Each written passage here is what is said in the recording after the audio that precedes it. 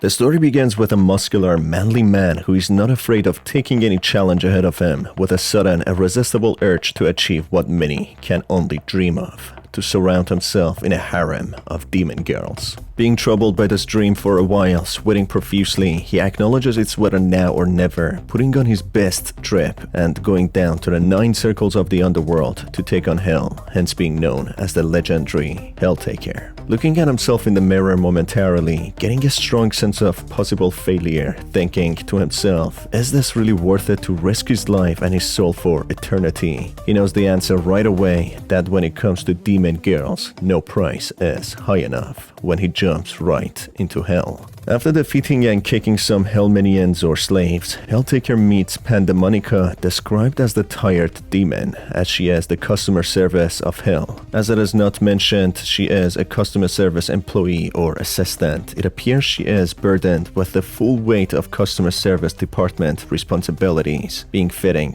as a punishment. Pandemonica asks the protagonist how she can serve him, to which he can be cheeky and ask her back to his place, which makes him face the harsh reality that he's in hell and there's no escape, when Pandemonica snaps his neck as a result. On the other hand, if HellTaker answers with a question how he can be of service to this fine demon who is carrying the work of the entire customer service on her back, she appreciates his gesture of goodwill, asking him to give her a coffee as she is working non-stop and can't function without it. This kind gesture seems to be the right approach even for demon girls, as HellTaker's sleazy persona would only act as a put-off. As he goes deeper in hell, with Pandemonica following him, he comes across Modius, described as the lustful demon. Being a lustful demon, she suggests what's exactly expected, wanting HellTaker for herself, which might seem tempting at first, but in fact it is only just a trick. If HellTaker agrees, Modius breaks both his knees, crippling him so he would be stuck with her forever. But for a chat HellTaker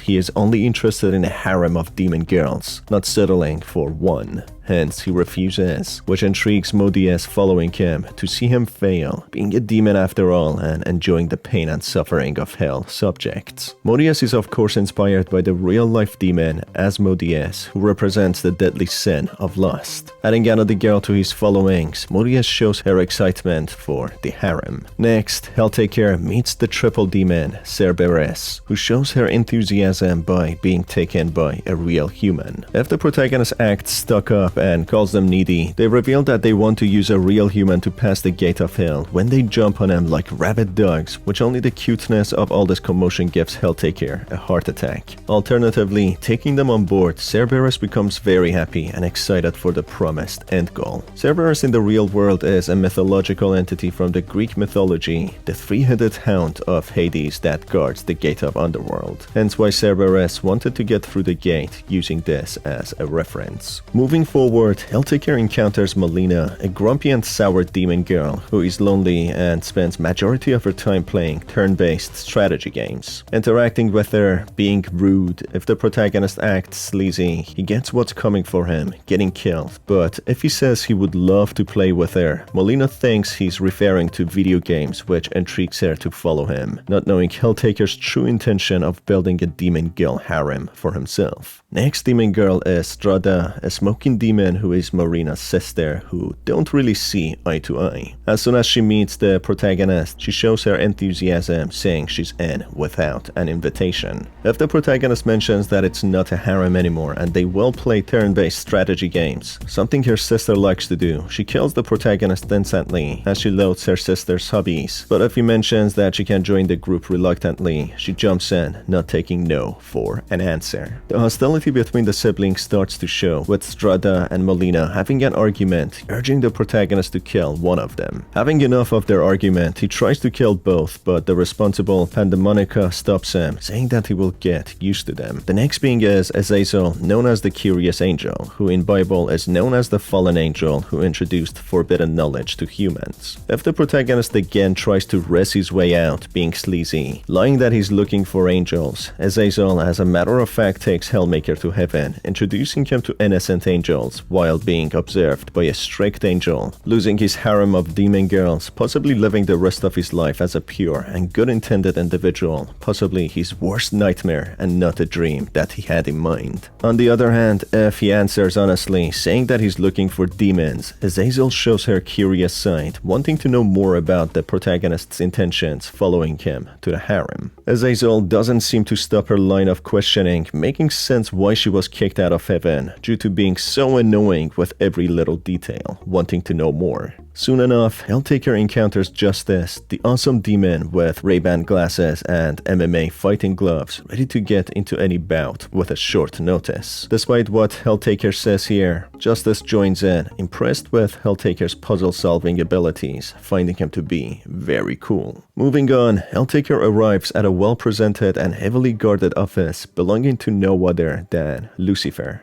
the CEO of Hell. Lucifer at first seems intimidating and high maintenance, offering to show mercy to HellTaker by making him her eternal slave. But if HellTaker suggests he's making a harem and offers to make her pancakes, she's swept off her feet, joining the promising harem of demon girls and HellTaker. As HellTaker is happy with all the demon girls he's collected along the way, ready to get back home to play turn-based strategy games, make pancakes and coffee with his new companions, he tries to pass the gate of hell, how he once entered it, when a mysterious voice of a menacing entity mentions how the protagonist is a fool for thinking that he can easily get out of hell. That's when he feels chains biting into his skin, burning his flesh off his bones. After some time, feeling as if he had died thousands of times, HellTaker is somehow still alive, with a mysterious voice saying that she just found him and not ready to give up on the fun of torturing him by just simply killing him, as he gets quite lonely in hell,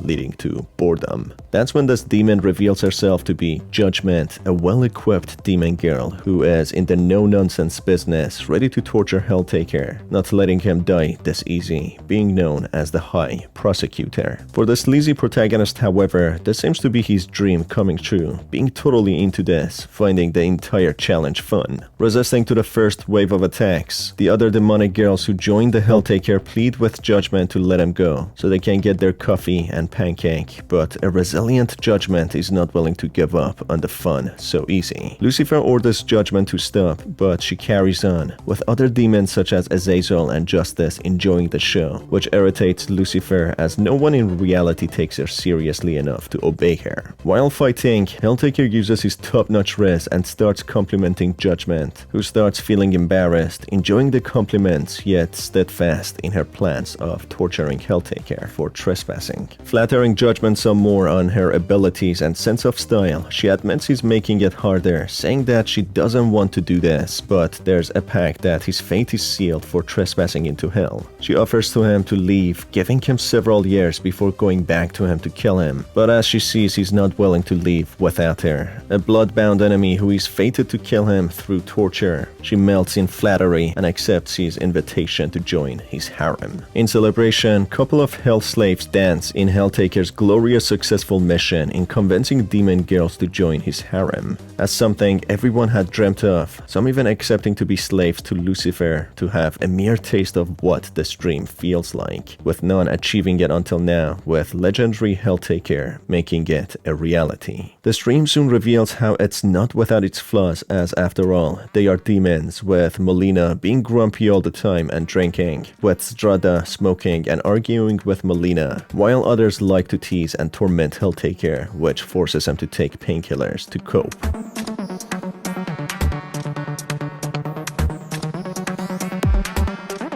Back in his house with the harem of demons, HellTaker checks on Lucifer, giving her the out-of-this-world pancake he promised, which are always perfectly done. Modius, the lustful demon, is seen reading a romantic comedy book, who is bewildered by the term romance, as she has been only used to senseless lust. HellTaker suggests taking her on a date to show her the ropes and let her experience romance for the first time, as our hero is a multi-talented, pancake-making love machine, which embarrasses Modius, depicting how her nature is so well accustomed to lust, not feeling ashamed, but when it comes to romance, she views it as something so alien and perverted, yet something she clearly craves to experience. Talking to Justice, she asks HellTaker why he never takes his glasses off when he asks her the same thing when she reveals she in fact is blind, which makes HellTaker feel awkward for asking, changing the topic quickly. Checking up on Melina, she is her usual self complaining about having no video games to play, yet enjoying to play different genres and of course having the habit of drinking. Talking to Pandemonica next, getting her well-deserved coffee, it's revealed how it has become his responsibility of providing coffee, as otherwise, if they are not in tune with what Pandemonica wants, his fingers will get broken, with some uncertainty if she's being playful and teasing or in fact serious, especially as their description from the tired demon changes to sadistic demon, displaying that HellTaker probably didn't get what he expected or signed for, with Pandemonica having two sides to her. Talking to Strada, she asks HellTaker for fire to light her cigarette, but of course he's against smoking indoors, which makes a naughty Strada defy him anyway, as after all, she's a demon. Meeting with Azazel afterwards, she shows her naughtiness being here, having seen and done so many things that she could never imagine, things that she didn't even see or think about in hell. But as always, she's studious and gets back to researching.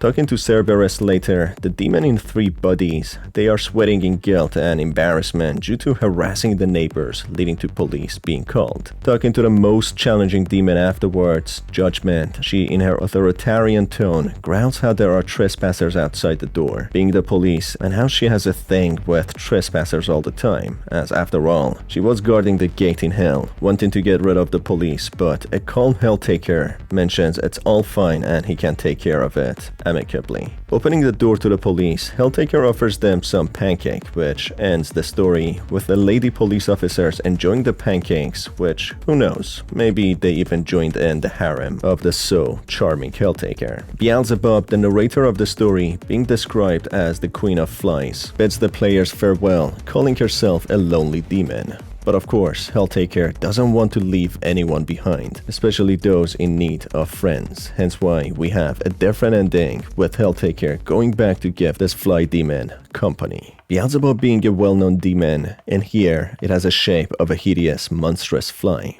Finding all the hidden inscriptions, a hidden portal opens in HellTaker's house, leading straight to Beelzebub, seemingly being in a different dimension. Lucifer reveals Beelzebub as never to be trusted as she was banished and exiled to the abyss, but of course that wouldn't put off an always eager HellTaker. Beelzebub initially tried to trick HellTaker into the portal, referring to him as the King of Hell, just to fill the void of being alone surrounded by darkness all the time. Even Justice agrees with Lucifer, as she used to be the High Prosecutor before, battling Beelzebub to banish her, explaining her MMA gloves. Despite Lucifer and Justice warnings, a curious HellTaker steps through the portal right into the abyss to meet Beelzebub. Beelzebub soon transforms into her more presentable form, welcoming HellTaker, hoping he didn't fall for the lies of being the king of hell. Either way, he offers the chocolate pancakes to her, which she greatly appreciates, as for as long as she remembers she had been banished with no food or sugar or joy. She then shows the HellTaker around, and the story ends with HellTaker seemingly being trapped in the void with Beelzebub. Beelzebub being the narrator then ends the story in an ambiguous manner, making it unclear if the story actually happened, if HellTaker even existed, or if he just lost his mind in the void, leaving it up to the player to decide, ending the story right then. Well, by the looks of it, Beelzebub is a trickster who the other demons couldn't even get along with. She was banished into the abyss with nothing but darkness surrounding her, which makes anyone lose their sanity. So it's very likely she just narrated the story out of boredom to entertain herself, creating this unreal character known simply by his title, HellTaker, as we don't see HellTaker anywhere in the void with her, as having nothing to do for thousands of years makes anyone become needy for attention and interaction. So there's a big possibility none of this really happened, as after all, this is just a game. Or maybe we can go with the normal ending, with HellTaker never opening the portal and staying happily forever with his harem of demon girls. The choice is yours. And that's about it for this video. Thank you so much for being here. If you enjoyed this video, you can stay tuned for more by hitting on the subscribe button and the notification bell. It's been your host Star, and I will see you on the next video. Have a fantastic day.